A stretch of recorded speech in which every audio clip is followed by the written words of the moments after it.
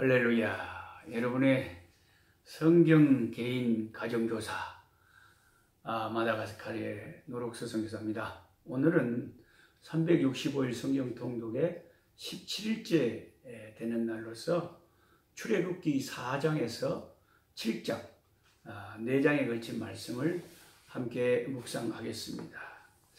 어제까지는 제가 이 선교지에 먹는 것 좀 보여드렸는데 이제 그 먹는 거 다 끝나갖고 오늘은 이 마다가스카르 하면 사람들이 상징적으로 아는 그 바오밥 나무 그거 한번 보여드릴게요. 요 시방 보이십니까? 오메 대단하죠. 이 바오밥 나무가 있는 거리가 우룬다바라고 이 마다가스카르의 어느 지역에 가면 이렇게 막 바오밥 나무 거리가 있어요. 어마어마하답니다. 저도 한 여기 2년 정도 시방 살고 있습니다만은 제가 살고 있는 이 타마타부에서 엄청 멀어가지고 한 번도 못 가봤습니다. 마다가스카르 산다고 다 가보는 게 아니죠. 근데 저 나무를 제가 직접 전에 잠비아나 짐바브웨 갈 때 남아공 있을 때 올라가면서 봤는데 거기도 있거든요. 엄청나게 나무가 큽니다. 그러니까 저 바오밥 나무를 보면 나무의 장군님을 보는 것 같아요. 다른 나무는 나무 같지도 않아요. 참 하나님의 아주 멋진 걸작품입니다. 자, 어제 출애굽기를 시작하면서 우리가 짧은 한 20여 분 이 짧은 시간에 제가 모든 것을 다 다루지는 못하죠. 그래서 여러분의 이제 개인 묵상을 통해서 제가 대강의 아웃라인만 이렇게 매일 드리면 여러분이 이제 제 말씀을 들은 뒤에는 스스로 말씀을 읽으시고 여러분 개인적인 큐티와 묵상을 매일같이 이렇게 해 나가시면 되는데요. 어제 제가 말씀을 안 드린 것 중에 한 가지 꼭 짚고 넘어가야 될 게 모세가 당시에 사내 아이를 낳으면 애굽의 법이 다 죽이라고 했는데 모세는 극적으로 그 바로의 공주 때문에 살았지만 그럼 다른 사내들은 다 죽었을 거 아닙니까? 그런데 80년 후에 모세가 자기 백성을 해방시키러 와보니까 뭘 다 죽어요? 20세 이상 전쟁에 나갈 사람들만 계수해 보니까 출애굽한 사람들 가운데 60만 명의 장정이 있었다는 거죠. 멀쩡하게 남자들 다 살아 있었어요. 그러니까 어떻게 된 일일까요? 그래서 성경이 모든 것을 이제 자세히 기록하려면 성경책이 너무 두꺼워져 가지고 우리가 가지고 다닐 수도 없겠죠. 하나님이 바로는 하나님의 택한 백성들을 다 그 씨를 말려버리려고 사내 아이를 다 죽이라는 악법을 온 전국에 선포했지만 하나님께서 그 일이 그렇게 되도록 놔뒀겠습니까? 당연히 하나님께서 간섭하셔서 바로의 뜻대로 안 되게 하셨겠죠.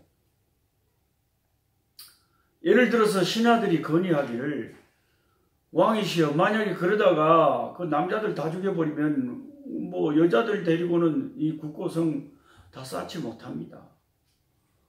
그 사내 아이들 다 죽여버리면 여자들 힘으로는 노예로 부려먹기 힘듭니다. 이런 또 다른 정책을 제안했을 수도 있고 또 강력한 이스라엘 백성의 반발이 있었겠죠. 거기에 또 하나님의 도우심의 손길이 함께 했겠죠. 그래서 그렇게 선포한 그 악법이 유야무야 되고 이스라엘 백성의 남자들도 살 수가 있게 됐겠죠. 근데 처음 공포된 그 법이 너무 엄해가지고 이 모세의 부모들은 그 법 때문에 모세를 할 수 없이 나일강에 이렇게 갈대 상자에 담아서 보냈지만 바로 그 악법 때문에 모세가 애굽의 학문과 지도자적인 소양과 그 바로의 공주의 아들이라 칭함을 받는 그런 놀라운 그 교육을 제대로 받고 나중에 바로와 상대해서 이스라엘 백성의 큰 지도자가 되는데 그 모세를 좋게 교육시키는 커리큘럼, 과정이 됐다.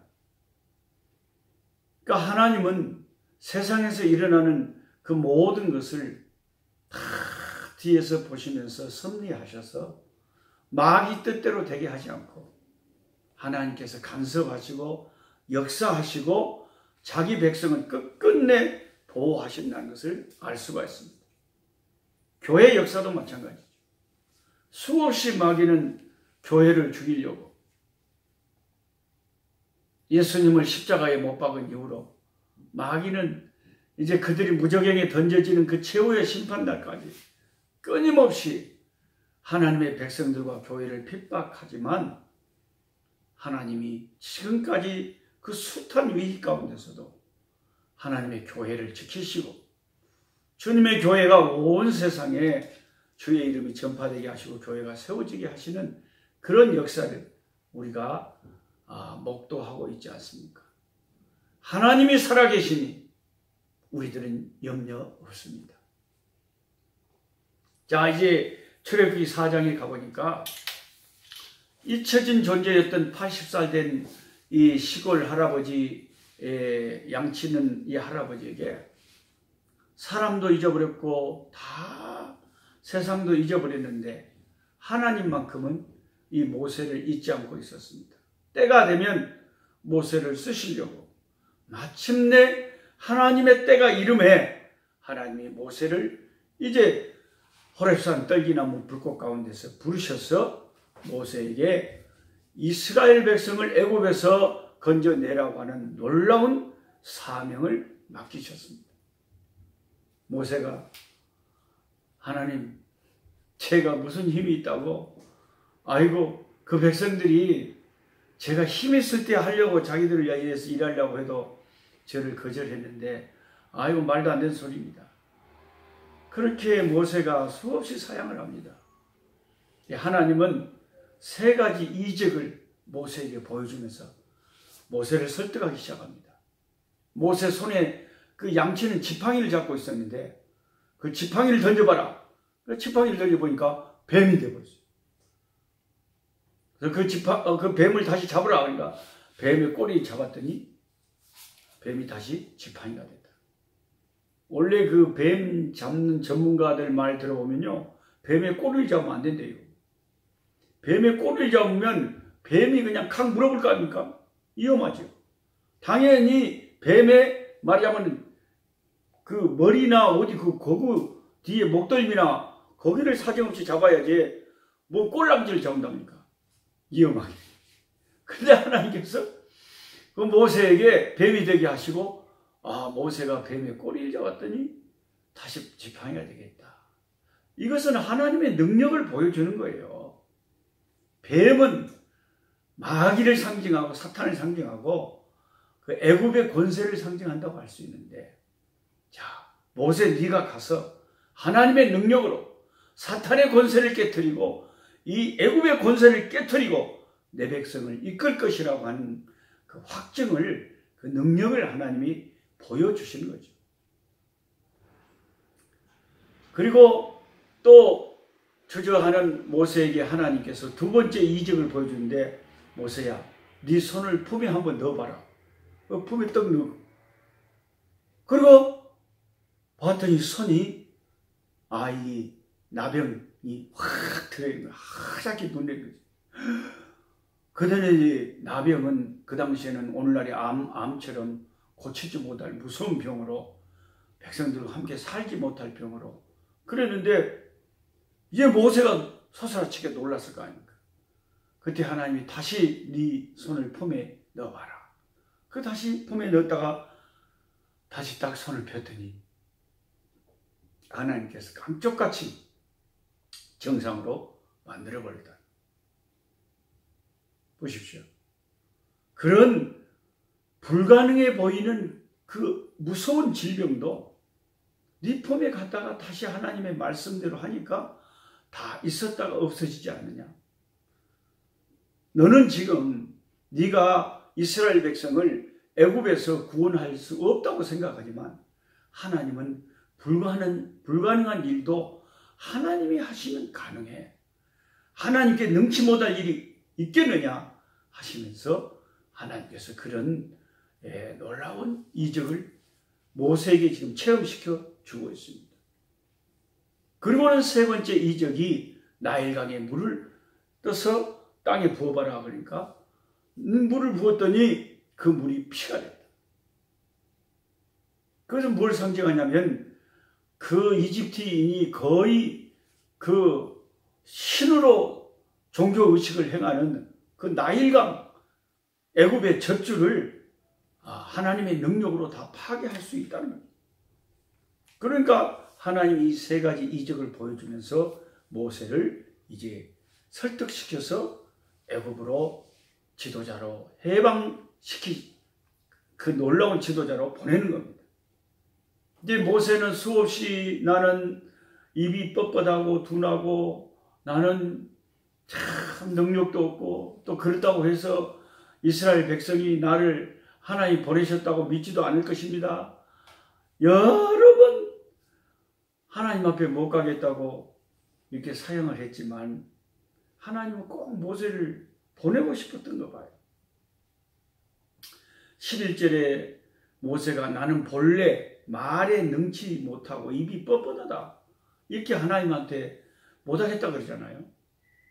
그런데 사도행전 7장에 스데반 집사의 설교를 보면 모세에 대해서 말할 때 모세가 애굽인의 학술을 다 배워 그 말과 행사가 능하더라 그랬습니다. 그러니까 인간적으로 비교해 보면 어느 인간보다 모세가 대단한 사람이었어요. 말과 행사에 능한 사람이었습니다.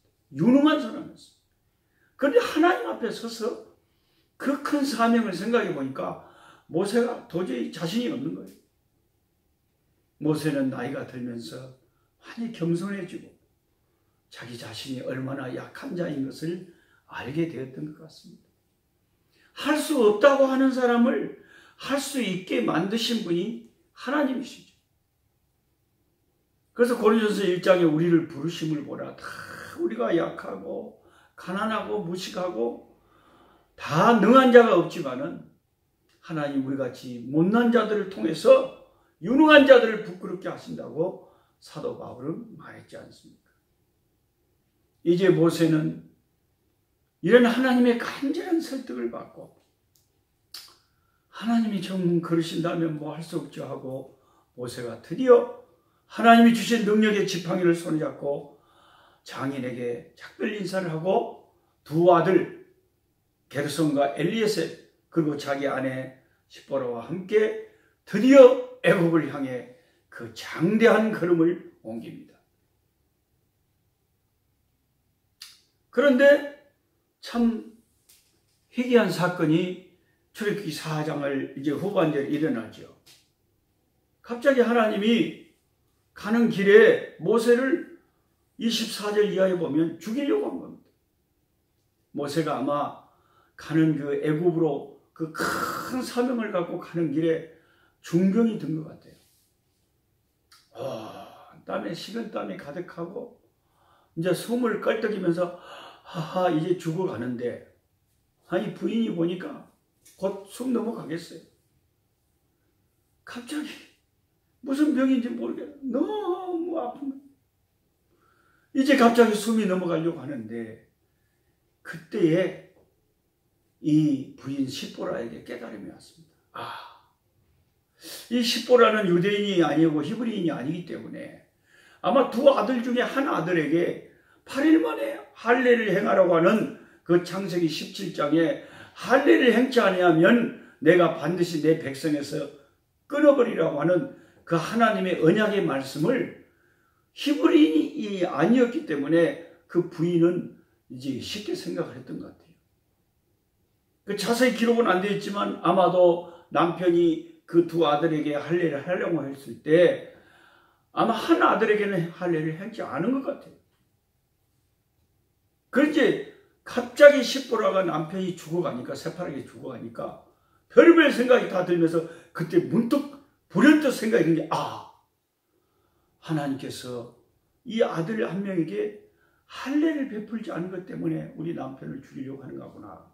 그 생각이 들어서 그 직감적으로 돌을 취해다가 그 할례를 행치 않은 자기 아들을 할례를 행해버렸다.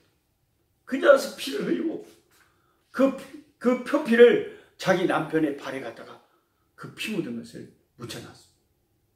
그 할례의 피가 모세의 발에 닿자마자 아이고 나 죽어 하고 숨 넘어가던 남편이 언제 그리냐는 듯이 깨끗하게 그 생명에서 나음을, 그 질병에서 생명으로 회복이 됐습니다. 이런 것을 보면서 이 자기 부인 십보라는 자기 남편을 보고 당신은 참 내 피남편이다. 피남편이란 말은 무슨 말입니까? 이 할례의 피를 흘린 것 때문에 당신의 생명의 다시 살아나서 두 번째로 내가 얻은 피 때문에 얻은 남편이다. 이런 뜻입니다. 여러분, 이것을 많은 개혁주의적인 학자들이 주석을 할 때 예수님은 우리의 피남편이다. 이렇게 주석을 합니다. 예수님이 십자가에서 피 흘리시지 않았다면 저와 여러분은 모세처럼 하나님의 언약의 백성이 될 수도 없고 죽음에 이를 수밖에 없고 영원한 둘째 사망, 지옥에 떨어질 수밖에 없고 우리의 죄값을 치를 수밖에 없는 죄의 싹슨 둘째 사망, 사망이죠. 지옥이죠. 그런데 예수님께서 피를 흘려주셨어요. 그 예수님의 피 외에는 우리를 구원할 다른 피가 없어요. 그 예수님이 피를 흘려주심으로 죄인된 저와 여러분, 죽을 수밖에 없는 운명에 처한 저와 여러분이 예수님의 피를 믿자마자, 예수님의 피가 흘려지자마자 그 피를 믿는 우리에게 생명의 역사, 영생의 역사가 나타나다. 할렐루야. 그래서 예수님은 우리의 피남편이 되시고 우리는 그의 신부가 되고 예수님의 피공로로 우리의 생명이 살게 됐다. 그것을 이 구약 성경에서 다시 한번 확인을 하고 넘어가면서 이제 언약의 백성을 구원하러 가는 모세가 자기 자식도 하나 할례를 행치 않았기 때문에 하나님은 그 일을 분명하게 하기 위해서 목숨을 위협하면서까지 할례를 행하게 하신 것이었습니다. 그 다음에 이제 5장으로 넘어가면 모세가 드디어 바로 앞에 서게 됩니다. 바로와談판을 하게 되죠. 5장 1절에 그 후에 모세와 아론이 바로에게 가서 이르되 이스라엘의 하나님 여호와께서 이렇게 말씀하시기를 내 백성을 보내라. 그러면 그들이 광야에서 내 앞에 절기를 지킬 것이라 하였나이다. 바로가 그 말을 듣고 콧방귀를 낍니다. 뭐요? 여호와가 누구간데 뭔 절기를 지킨다고 내 노예들을 3일 동안 광야로 보낸단 말이요? 3절에 그 비웃음 치는 거절하는 바로를 향해서 다시 모세와 아론이 합니다. 히브리인의 하나님이 우리에게 나타나셔서 우리가 광야로 3일 정도 가서 우리 하나님 여호와께 제사를 드리려고 하니까 가도록 허락하소서. 만약에 이걸 허락 안 하시면 여호와께서 전염병이나 칼로 우리를 치실까 두려워하나이다. 이렇게 이야기를 하고 있습니다. 우리는 이 성경을 보면서 하나님이 하지도 않은 말을 모세와 아론이 지금 바로에게 하고 있잖아요. 하나님이 언제 제사 안 지내면 전염병으로 칼로 친다고 했습니까? 그럼 우리 인간은요, 믿음이 약해지면 자꾸 하나님을 온전히 신뢰하지 못하고 자꾸 인간적인 수단 방법을 막 써요. 이렇게 해서 인간적인 방법으로 바로를 한번 해결해 볼까? 인간적인 방법으로 바로가 순순히 놓아주겠습니까? 하나님의 능력이 아니면 불가능한 일 아닙니까? 처음부터 믿음으로 밀어붙여야 될 일을 마음이 약해져가지고. 그런데 여러분, 이 성경을 읽으면 혹시 이런 의문을 가지신 분이 있을 거예요. 아니, 당당하게 하나님이 내 백성을 해방시키신다. 너 안 보내주면 혼날 줄 알아? 우리는 갈 거다 하고 해방을 단단히 선언하고 바로하고 정정당당하게 담판을 했으면 됐지. 뭔 바로에게 뭐 3일 정도 가서 제사 지내고 온다, 그렇게 말을 뺑뺑 돌리냐? 이렇게 의문을 품으실 분이 계실 건데요. 그런데 사실은 이렇게 하라고 하나님이 모세와 아론에게 가르치셨죠. 성경을 자세히 한번 보십시오. 출애굽기 3장 18절입니다. 출애굽기 3장 그 처음에 모세를 하나님이 호렙산 불꽃에서 부르실 때 분명히 하나님이 모세에게 바로에게 할 말을 일러주셨잖아요. 하나님께서 그 모세에게 가서 바로에게 이렇게 말해라. 3일쯤 길을 떠나서 광야로 가서 우리의 하나님께 제사 지내겠다고 말하라. 이렇게 분명히 이르셨어요. 이 말은 모세와 아론이 지어낸 말이 아니고 이 말은 하나님이 시키신 대로 한 겁니다. 단지 아까 제가 말한 그렇게 안 하면 전염병이 들고 칼로 죽인단 말은 모세와 아론이 덧붙인 말이죠. 제가 가만히 이 말씀을 묵상하면서 왜 하나님 째째하게 정당하게 해방을 선포하고 그 능력으로 밀어붙이시지 왜 이렇게 말을 뺑뺑 돌리시나? 뭐 3일쯤 광야로 가서 제사 지내고 다시 돌아온다? 그거 뭔가 진실적인 말이 아닌 것 같은데 왜 하나님이 이렇게 하셨을까? 처음에 저는 의문을 가졌어요.